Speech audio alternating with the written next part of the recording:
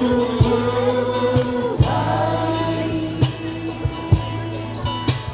kasih-Mu melimpah hidupku.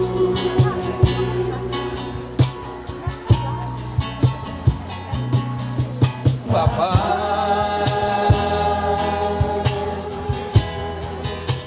ku berterima kasih berkat-Mu hari ini yang Kau sediakan bagiku. Tunaikan syukurku, tunaikan syukurku buat hari yang Kau beri. Tak habis-habisnya kasih dan rahmat-Mu, selalu baru dan tak pernah terlambat. Pertolongan-Mu besar, setia-Mu di sepanjang hidupku. Tunaikan syukurku, tunaikan syukurku buat hari yang Kau beri. Tak habis-habisnya kasih dan rahmat-Mu, selalu baru dan tak pernah terlambat.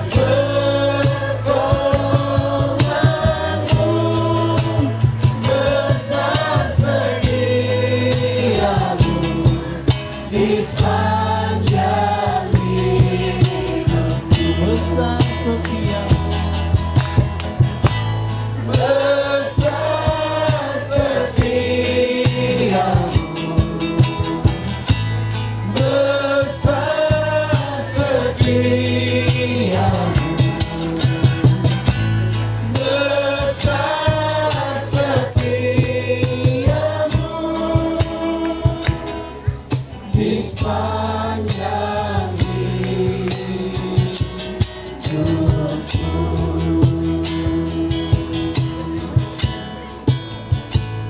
Bukan semua lomba. Mari kita berdoa. Sungguh Engkau baik dalam kehidupan kami ya Tuhan Yesus.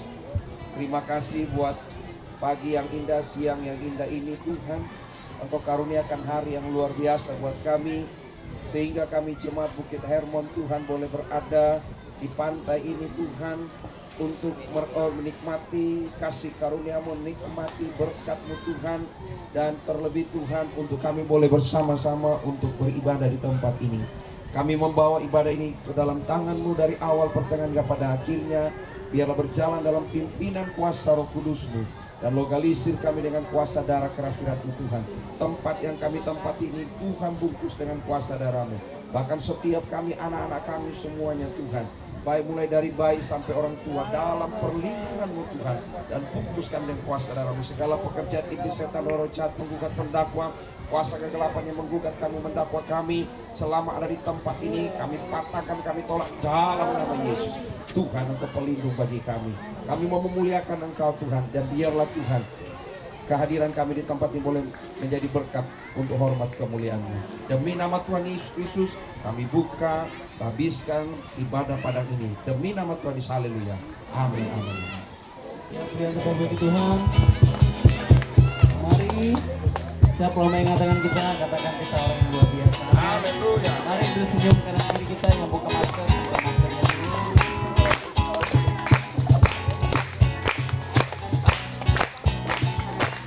Hari ini kuasa rasa bahagia.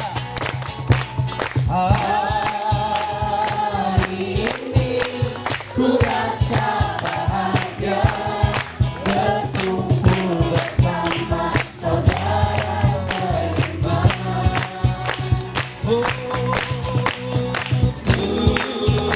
Tuhan Yesus bersatukan kita tanpa memandang di antara kita. Bergandengan tangan dalam kasih, dalam satu hati, berjalan dalam terang kasih Tuhan. Mari katakan kanan kiri. Kau sahabatku dan kau saudaraku, tiada yang dapat memisahkan kita. Oh, kau sahabatku dan kau saudaraku, tiada yang dapat memisahkan kita. Hari ini Hari ini ku rasa bahagia berkumpul bersama saudara seiman. Tuhan Yesus bersatukan kita tanpa memandang di antara kita. mari bergandengan tangan. Bergandengan tangan dalam kasih, dalam satu hati, berjalan dalam terang kasih Tuhan. Katakan kanan kiri.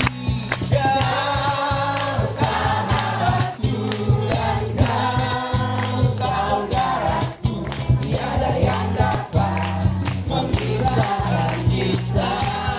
Kau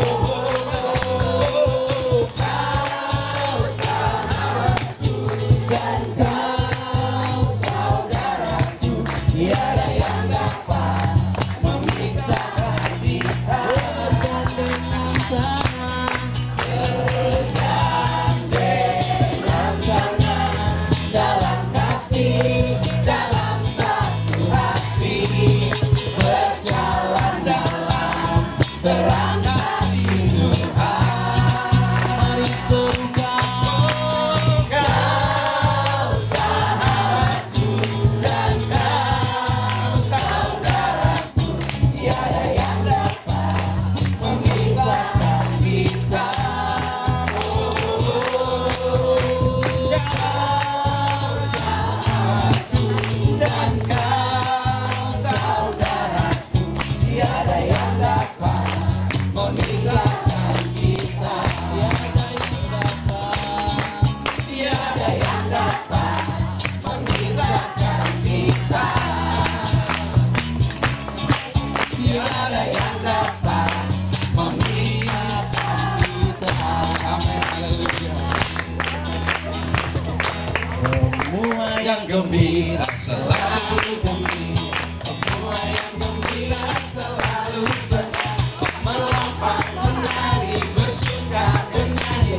Shalalalalala.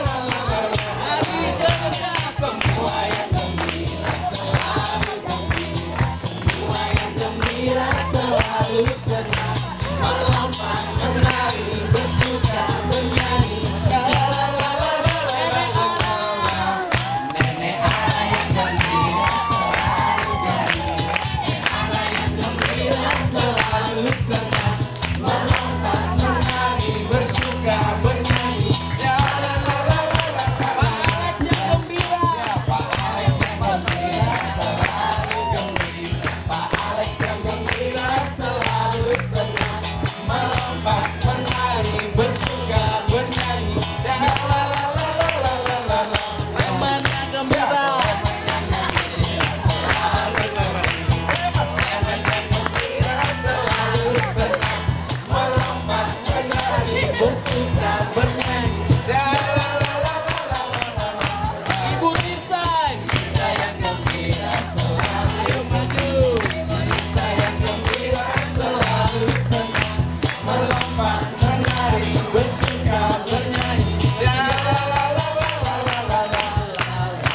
Bulan yang gembira selalu gembira, hari yang gembira selalu senang, melompat, menari, bersuka, bernyanyi.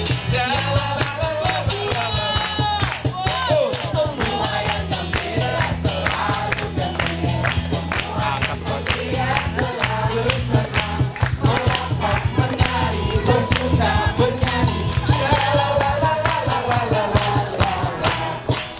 Haleluya, haleluya. Duduk.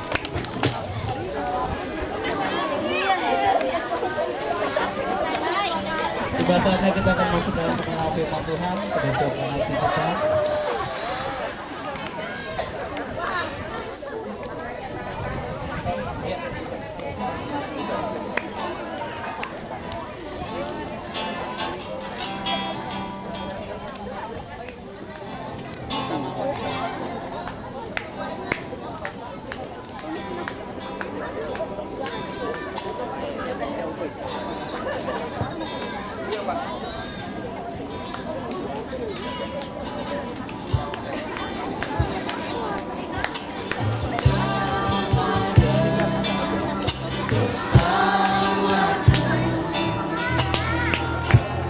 Di setiap musim hidup,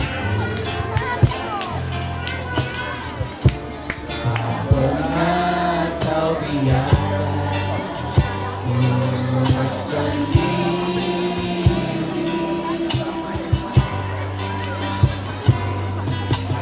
Kekuatan jiwaku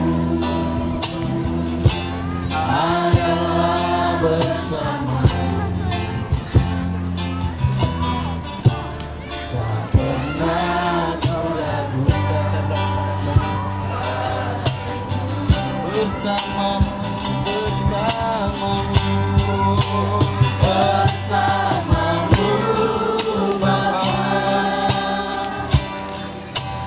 Ku lewati semua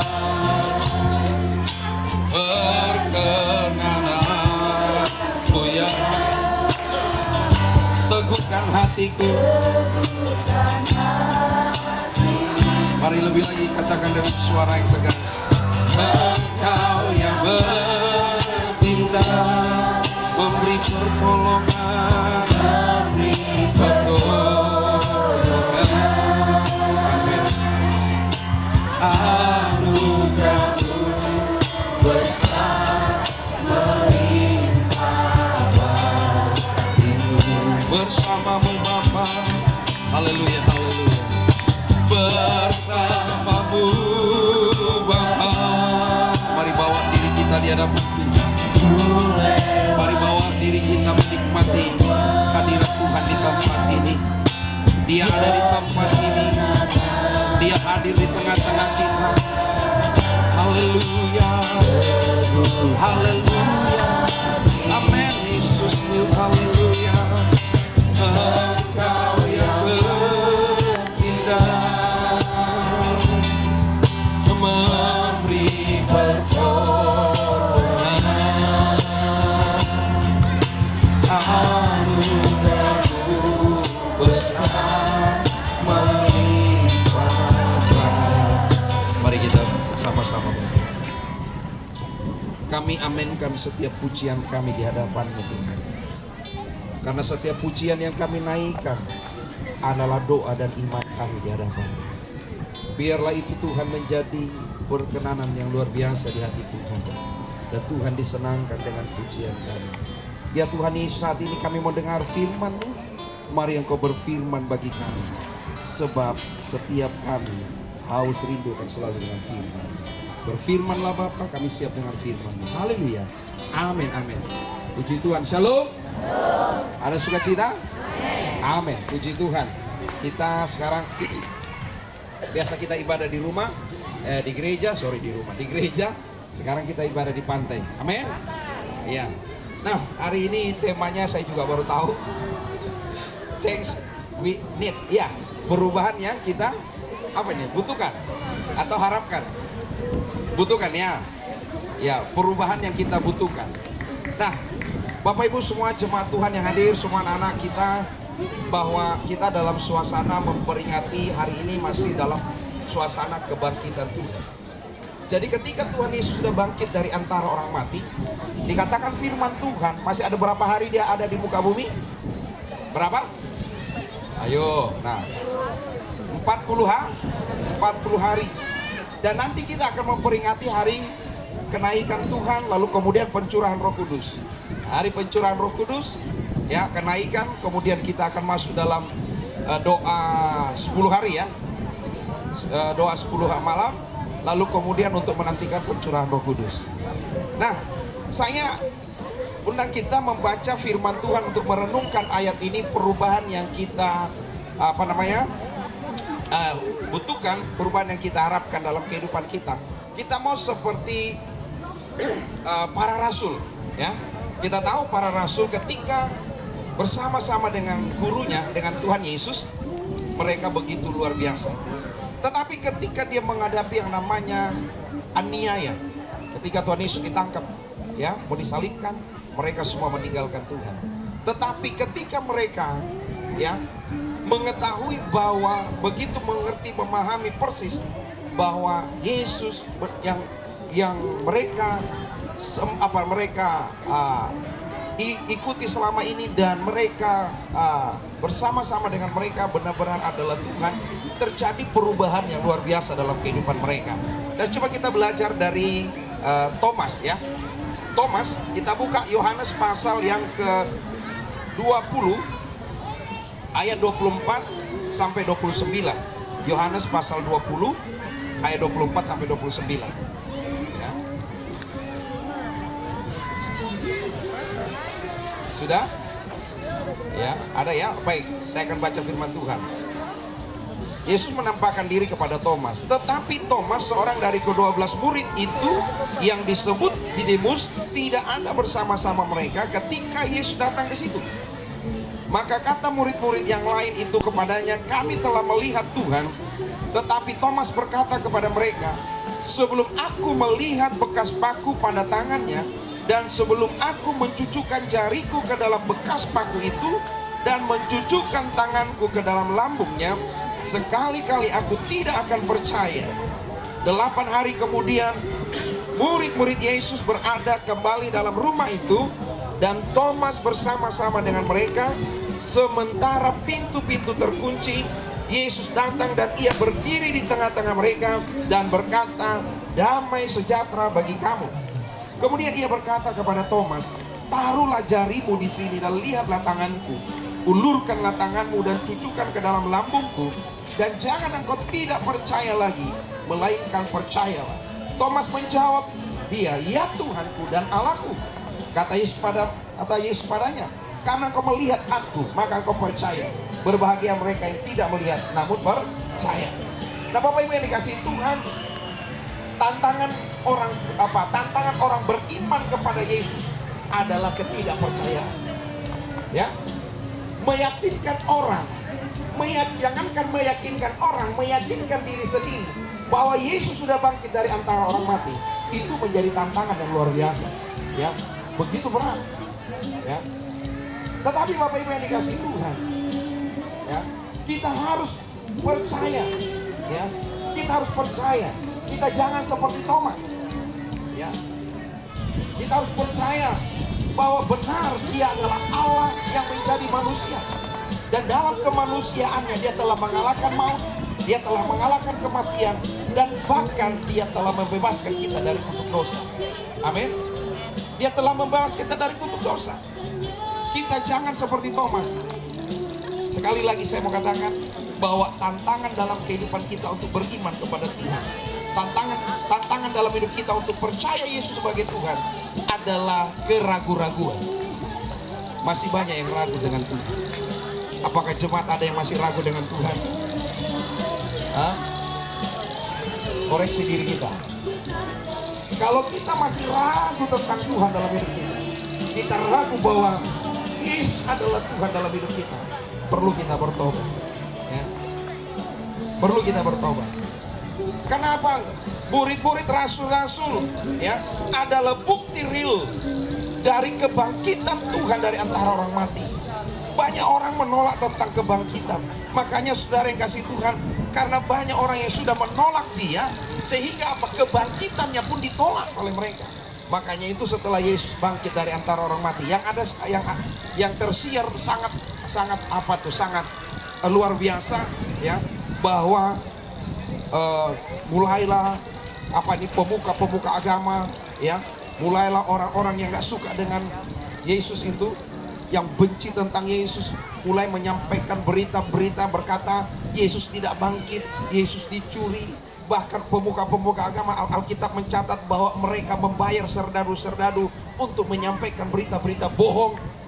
Dan itu tersebar sampai kemana-mana sampai hari ini. Dan saya merasa sebuah hal yang tidak baik bagi kita orang-orang percaya kalau kita juga kemakan isu bahwa Yesus tidak bangkit.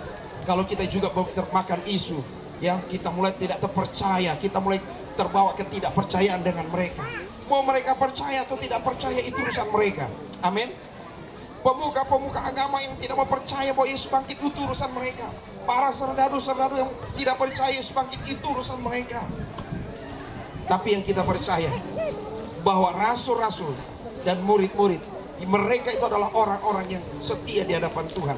Orang-orang itu adalah orang-orang yang taat dengan Tuhan, dan mereka setia untuk melayani pekerjaan Tuhan sampai pada mati mereka. Dan itu menjadi bukti real dalam kehidupan kita. Mengapa kita meragukan Tuhan? Tidak mungkin mereka mau mati konyol kalau dia tidak percaya Yesus itu bangkit. Betul tidak? Betul nggak? Sementara mereka yang nggak percaya, nggak mungkin. Tidak mungkin dia mau mati bagi Tuhan. Tidak mungkin juga dia mau memberitakan yang baik tentang Tuhan. Orang memang dia nggak percaya. Tapi ingat, rasul-rasul, kalau benar bahwa Yesus tidak bangkit, para murid zaman itu tidak percaya Yesus bangkit, tidak mungkin mereka mau mati martir. Betul tidak? Mereka tidak mungkin mati konyol. Tetapi karena dia tahu Yesus datang dari surga, dia naik ke kayu salib, mati, bangkit dari antara orang mati, mengalahkan kematian, mengalahkan maut, menebus kita dari dosa. Maka mereka sedikit pun tidak gentar dengan apapun. Oleh karena itu kita ini semua adalah orang-orang yang mewarisi iman-iman para rasul. Kita adalah orang-orang yang mewarisi iman-iman orang-orang yang telah mati karena setia mengiring Tuhan. Bapak Ibu yang dikasihi Tuhan, saya selalu mengatakan dalam diri saya bahwa mereka yang menjadi saksi hidup saja, dia mati dia setia sampai pada matinya, berarti benar apa yang mereka sampaikan. Kalau mereka bersaksi tetapi dia tidak setia sampai pada matinya, dia kecewa mengiring Tuhan, maka kita pun bisa meragukan itu. Kami hari Jumat yang lalu masuk dalam Kisah Rasul pasal 21, bagaimana Rasul Paulus, di mana dia akan ditangkap, kemudian dia akan dianiaya di Yerusalem. Tapi Rasul Paulus sedikit pun tidak gentar. Kenapa? Karena dia percaya. Makanya di dalam kitab Filipi dia berkata, segala sesuatu kuanggap sampah karena pengenalan akan Tuhan. Nah, ini sebuah hal yang menjadi berkat dalam kehidupan kita, bahwa benar dia adalah saksi hidup, dan dia adalah teladan iman kita untuk terus setia kepada Tuhan. Jadi Bapak Ibu yang dikasihi Tuhan, dalam pelajaran kita tentang Thomas, ya, Thomas pertamanya meragukan karena memang karena secara daging, secara manusia itu butuh bukti. Sehingga Thomas berkata, sebelum aku mencucukkan tanganku ke lubang paku, ke lubang paku yang ada di tangannya dan lambungnya, aku tidak percaya. Tetapi saudara yang kasih Tuhan tahu hatinya Thomas. Maka ketika Tuhan bangkit, saudara, dikatakan di situ, konteksnya di sini, bahwa ketika murid-murid berkumpul dan ada Thomas di sana, Yesus menghampiri mereka. Lalu Tuhan katakan langsung kepada Thomas, mari, letakkanlah tanganmu, letakkanlah jarimu ke dalam lubang paku yang ada di tanganmu dan lambungmu. Lalu kemudian saudara yang kasih Tuhan, Thomas menjawab, Tuhan, ya Tuhan dan Allah. Akhirnya Thomas percaya bahwa Yesus itu adalah Tuhan, Yesus itu adalah Allah. Amin. Dan ketika Yesus dikatakan dia Tuhan, dia Allah, dia tidak menolak, karena dia adalah Tuhan dan Allah. Tapi banyak dunia ingin mengatakan, ingin membuktikan bahwa Yesus harus membuktikan dirinya, bahwa mengaku bahwa dia adalah Tuhan. Memang kurang kerjaan. Saya nggak perlu mengatakan saya bapaknya Clement, pasti jemaat sudah tahu. Nggak perlu saya kenalkan saya bapaknya Clement, kenalkan saya bapaknya Clement. Orang udah tahu memang saya bapaknya Clement. Betul? Itu. Jadi kita jangan ikuti orang-orang yang pada dasarnya yang tidak percaya. Kita yang sudah percaya, mengapa kita mau ragu tentang Tuhan? Jangan ada keraguan dalam kehidupan kita. Iringilah Tuhan, teruslah setia kepadanya, maka Dia akan memberikan kita berkat yang terbaik. Bukan hanya waktu kita hidup di dunia ini, tapi ketika kita juga kembali ke pakuan Bapa di sorga. Haleluya, Tuhan Yesus memberkati. Dan demikian renungan firman Tuhan untuk mengawali seluruh aktivitas kita di tempat ini. Jangan ragu tentang Tuhan dan jangan kecewa, jangan mudah kecewa dalam mengiring Tuhan, karena Dia Tuhan yang hidup. Amin. Jangan seperti Thomas yang mudah meragukan Tuhan, tapi sepertilah Thomas yang sudah bertobat, karena dia sudah bertobat mengenal Kristus dengan baik. Puji Tuhan. Tuhan memberkati, dan biarlah kita semua boleh enjoy di tempat ini. Kita boleh melakukan segala aktivitas kita dengan baik, dan saya mohon kita juga semuanya untuk mengikuti aturan dari panitia, ya. Kita semua ada di sini bukan untuk seenak-enak kita, semua mau kita, amin. Tapi kita semua boleh dalam kebersamaan kita, untuk kemeriahan kita. Dan tujuan dari ibadah padang ini bukan hanya sekedar kita datang untuk refreshing, tetapi pertama kita mau menikmati kasih karunia Tuhan di alam yang terbuka, dan yang kedua kita sebagai keluarga besar Jemaat Bukit Hermon untuk saling lebih mengikatkan lagi silaturahmi atau kekeluargaan kita sesama jemaat. Puji Tuhan, Tuhan Yesus memberkati, dan saya kembalikan kepada yang berdoa dulu. Baik, semuanya kita naikkan satu pujian dulu. Mari kita naikkan satu pujian.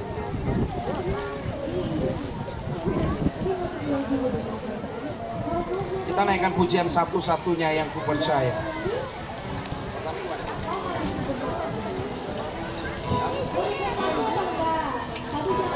Engkau Tuhan yang setia. Ya, Engkau